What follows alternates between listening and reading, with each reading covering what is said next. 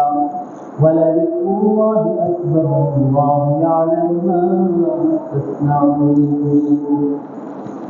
আল্লাহ পাক রব্বুল আলামিন বলেন যে আমার হাবিব আমি আপনার উপরে যে কিতাবের নাযিল করেছি সেটা আপনি তেলাওয়াত করুন এবং নামাজ প্রতিষ্ঠা করুন যে নামাজ আপনাকে আপনার উম্মতদেরকে অশ্লীল কথাবার্তা ফাহিশা কাজ থেকে বিরত রাখবে এবং আল্লাহর স্মরণ আল্লাহর যিকর সর্বোত্তম আমল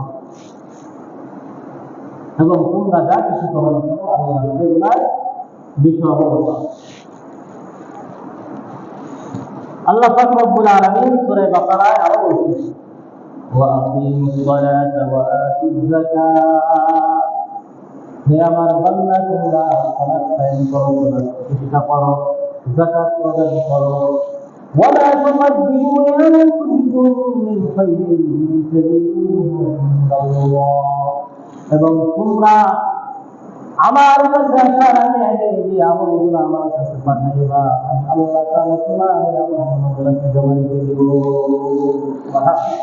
তো আমরা এখন যে আমলগুলো করতেছি সালাত কায়েম করতেছি যাকাত প্রদান করতেছি সিয়াম পালন করতেছি আরো হজ আদায় করতেছি এইগুলার ফলাফল আমরা সচক্ষে দেখতেছি না আগে আমরা এগুলো আল্লাহর কাছে পাঠিয়েছি আমাদের মৃত্যু কিন্তু হয়নি কিন্তু তার আগে আমরা আমাদের সওয়াবগুলা আমাদের নেকিগুলো আল্লাহর কাছে পৌঁছাই দিই এই জন্য আল্লাহ বলছেন যে তোমরা এই আমলের মাধ্যমে যে সওয়াবগুলা যে নেকিগুলা যে পুণ্যগুলা আমার কাছে পৌঁছাইতেছে এগুলো আমি আল্লাহ জমা করে রাখছি এগুলো আমি আল্লাহ কি করে রাখতেছি জমা করে এবং সালাত যারা করবে সালাত টাইম যারা সালাত প্রতিষ্ঠা যারা করবে তাদের এই আমলগুলো আল্লাহ মিথ্যা যেতে দিবেন না এই ব্যবসাটা চমৎকার ব্যবসা এই ব্যবসা আল্লাহ পাক রব্বুল আলামিন সূরা ফাতিরের 29 নম্বর আয়াতের মধ্যে বলছেন ইন্নাল্লাযীনা ইয়াতলুনা কিতাবাল্লাহি ওয়া আকামুস সালাহ ওয়া আনফাকু মিম্মা রাযাকনাহুম সিরran ওয়া আলানিয়াতান yarjuna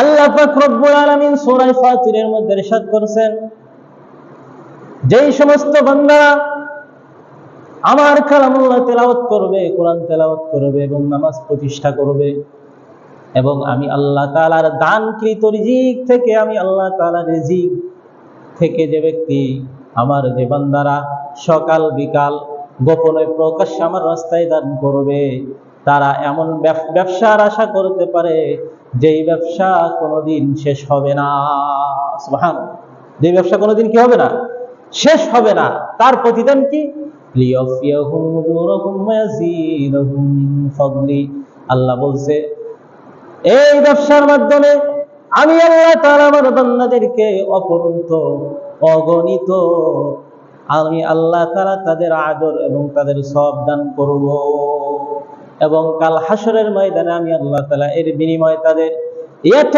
পুরস্কার দান করব এত পুরস্কার এত ফজিলত তাদের দান করব যদি তারা জানতো তাহলে সারা জীবন মসজিদে সালাত আদায় করতো সুবহানাল্লাহ এত আল্লাহ তাআলা দান করবেন লিয়াফিয়াহুম উজুরাহুম যার সীমা নাই আল্লাহ তাআলা সীমাহীন দান করবেন সীমাহীন কি করবেন দান করবেন এই জন্য আমাদের সালাতের গুরুত্ব আমাদের থাকা লাগবে এগুলার ফজিলত আমরা জানতেছি এগুলো আমাদের মধ্যে আমল আনতে হবে আজ আমাদের থেকে এই সালাত উঠে গেছে সালাত নাই আজ আমরা সালাত পড়তেছি না 5 ওয়াক্ত মসজিদে আজান হচ্ছে মুয়াজ্জিন ডাকছে আমি আমার কাজ করেই যাইতেছি কেন আমার গুরুত্ব নেই গুরুত্ব যদি জানা থাকতো তাহলে আমি আজানের আগে মসজিদে চলে আসতাম আজ দুনিয়ায় আমার কামানোর কি গুরুত্ব আছে দুনিয়ার কাজকর্মে গুরুত্ব আছে কারণ সেখানে আমি যদি কাজ করি আমি জানি সেখান থেকে আমার জন্য কি আসবে রিজিক আসবে সেটা আমার জানা আছে এই জন্য সেই দুনিয়ার কাজটাকে আমরা গুরুত্ব দিতেছি আর মসজিদে আসতেছি না কেন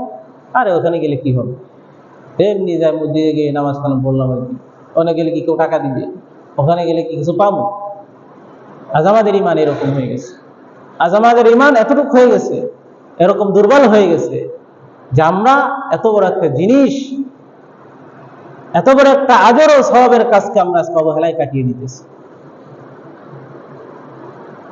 এই জন্য এগুলাকে অবহেলায় কাটিয়ে দেওয়া যাবে না নামাজের গুরুত্ব আমাদের অন্তরের মধ্যে আনতে হবে। কোরআনের আরো অসংখ্য অগণিত আয়াত আছে যেখানে আল্লাহ পাক রব্বুল আলামিন এই সালাতের গুরুত্ব বুঝিয়েছেন, সালাতের ফজিলত বুঝিয়েছেন, যে সালাত কায়েম করা যে কতটা গুরুত্বপূর্ণ সেটা আল্লাহ তাআলা কি কালামুল্লাহর মধ্যে বুঝিয়েছে। এখন আমরা আসি হাদিসের মধ্যে। নবীজির অসংখ্য অগণিত হাদিস আছে, সব হাদিস বলা সম্ভব নয়, তবে কয়েকটা হাদিস আপনাদের সামনে উল্লেখ করব। তো নামাজ এটা হলো একটা ফরজ বিধান, যেটা বলেছিলাম যে আল্লাহ পাক রব্বুল আলামিন নিজেই সেটা দান করেছেন, আর নবীজি হাদিসের মধ্যে সেটাই বলেছে।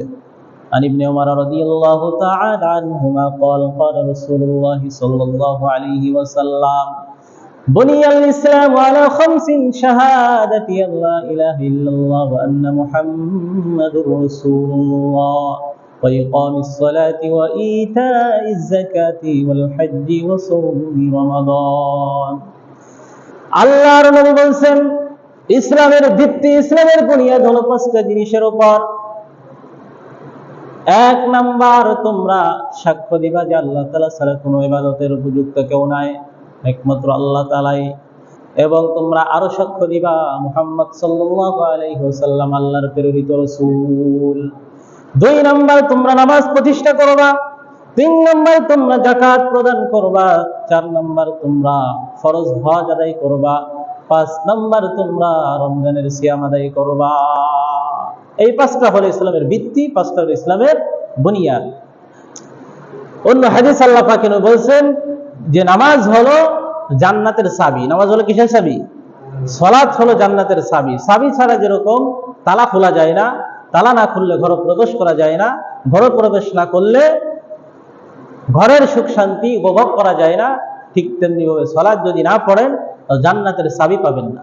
জান্নাতের চাবি না পেলে জান্নাতের তালা খোলা যাবে না। জান্নাতের তালা খুলতে না পারলে জান্নাতের নাজ নিয়ামত সুখ শান্তি আপনি উপভোগ করতে পারবেন না। এই জন্য চাবি পাইতে হলে চাবির কাজ করতে হবে, করতে হবে কিনা বলেন? এই জন্য আল্লাহ নবী বলেছেন ওয়ান জাবির ইবনে আব্দুল্লাহ রাদিয়াল্লাহু তাআলা আনহুমা قال قال رسول الله صلى الله عليه وسلم মিফতাহুল জান্নাতিস সালাহ।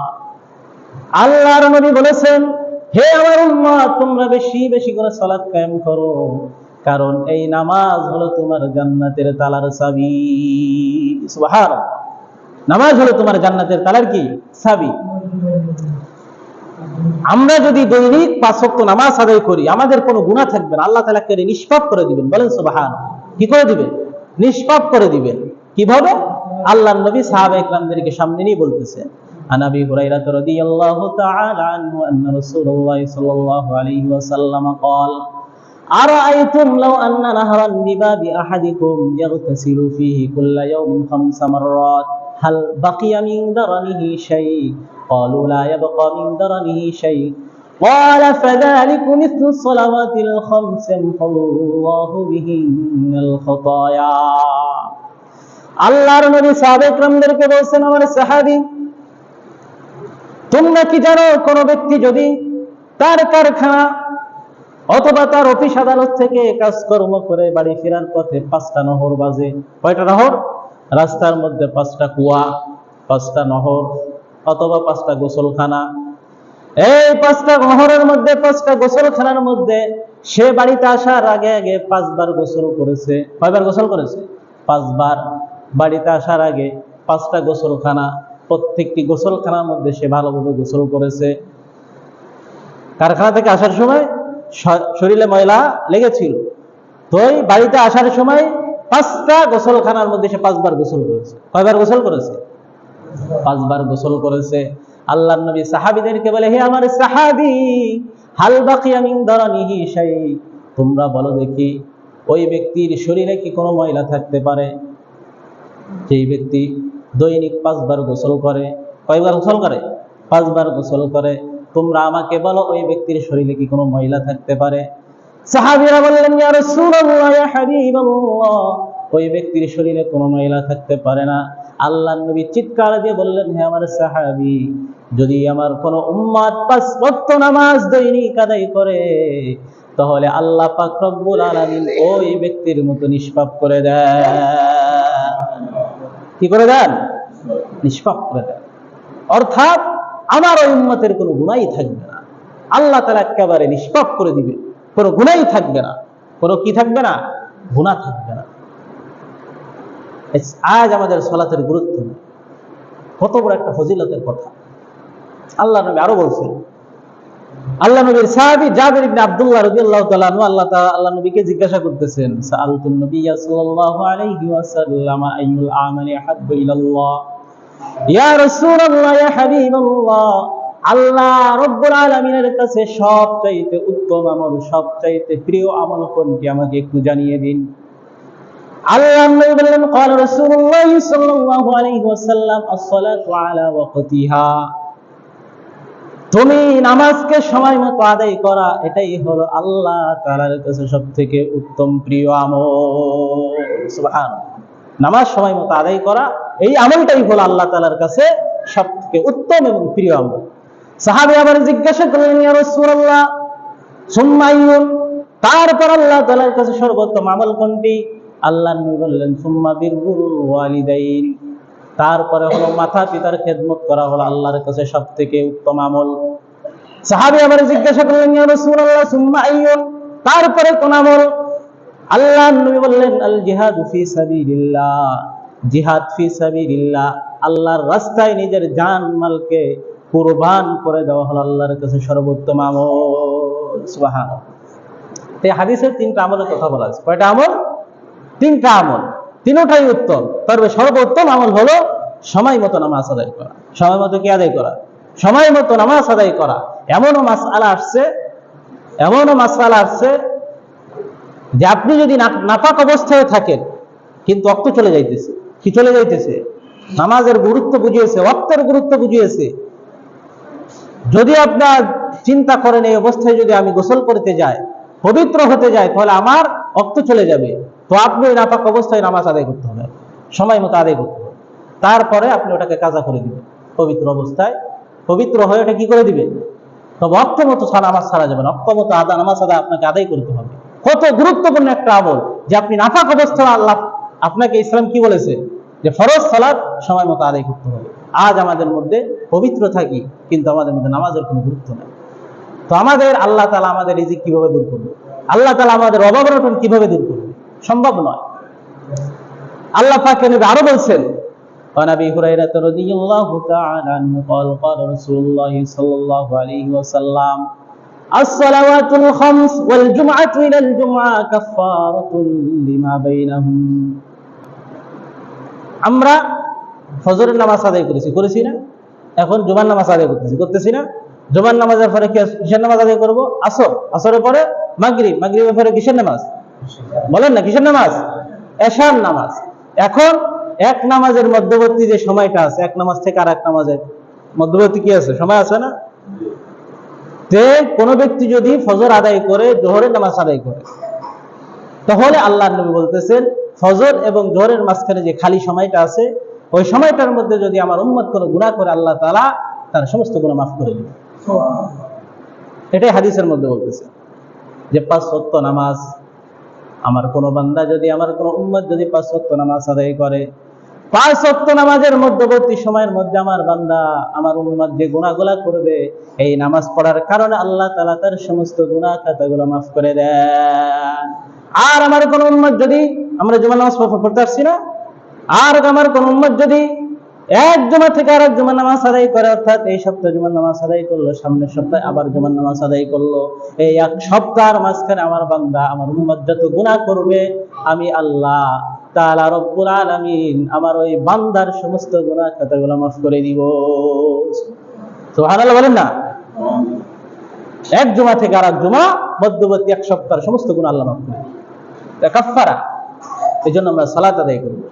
তারপর আল্লাহর কাছে সর্বপ্রথম এই নামাজের হিসাব হবে। কিসের হিসাব হবে? কোনো কিছুর হিসাব, নামাজের হিসাবে সর্বপ্রথম হবে। নামাজের হিসাবে আল্লাহ পাক সর্বপ্রথম তিনি নেবেন।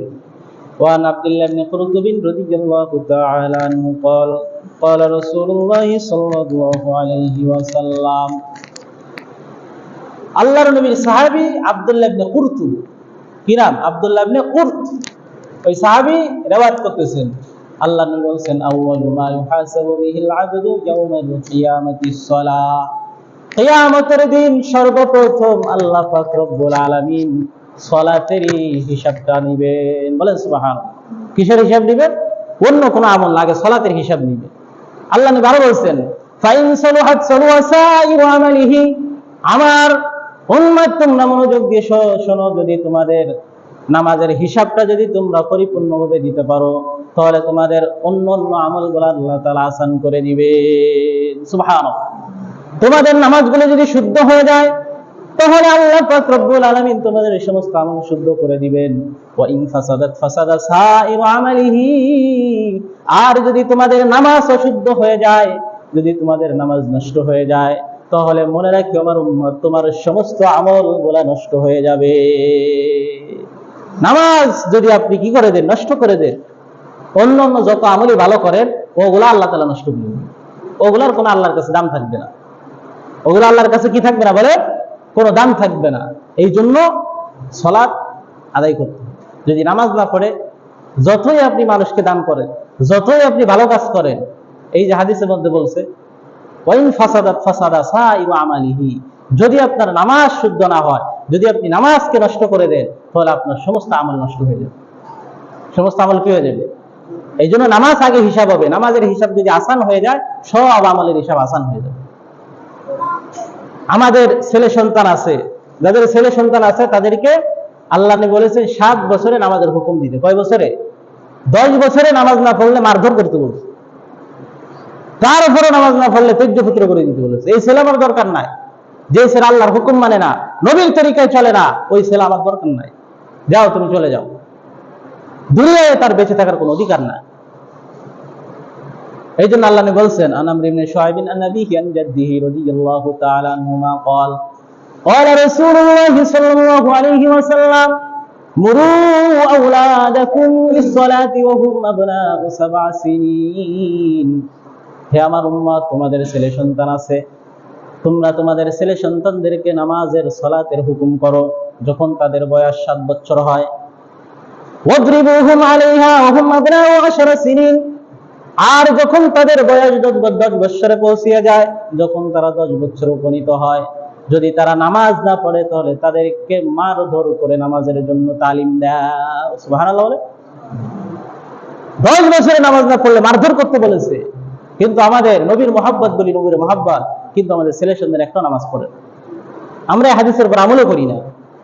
জীবনে বলিও না যে তুমি নামাজে যাও, ছেলে সন্তানকে বলি না।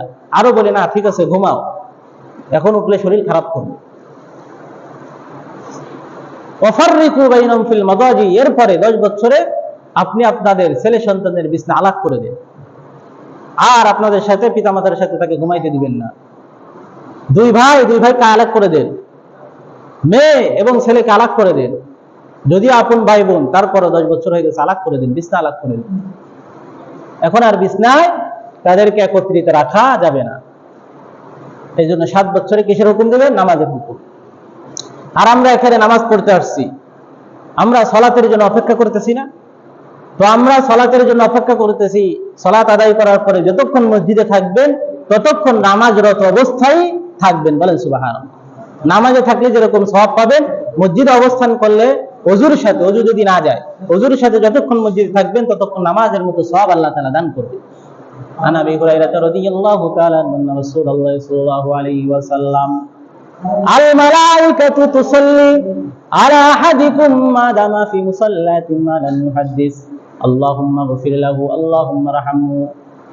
আমার কোন উম্মত যদি সালাত আদায় করার জন্য, সালাতের জন্য অপেক্ষা করে, কখন নামাজ শুরু হবে নামাজের জন্য অপেক্ষা করেছে, সালাতের জন্য অপেক্ষা করেছে, তাহলে আমার ওই বান্দার জন্য, আমার ওই উম্মতের জন্য ফেরেশতারা 2টা দোয়া করে। কয়টা দোয়া করে?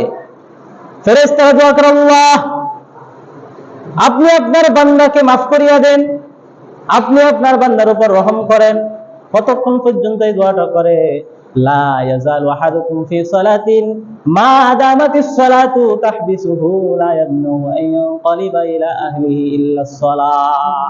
যতক্ষণ পর্যন্ত ওযুর সাথে আপনি মসজিদে অবস্থান করবেন ততক্ষণ পর্যন্ত ফেরেশতারা এই 2টা দোয়া করতে থাকে। বলেন সুবহানাল্লাহ। কয়টা দোয়া করতে থাকে? 2টা দোয়া। আজকে আমরা সালাত পড়ি না, বিভিন্ন ধরনের বাহানা দিই। আমরা নবীর আশিক দাবি করি, নবীর জন্য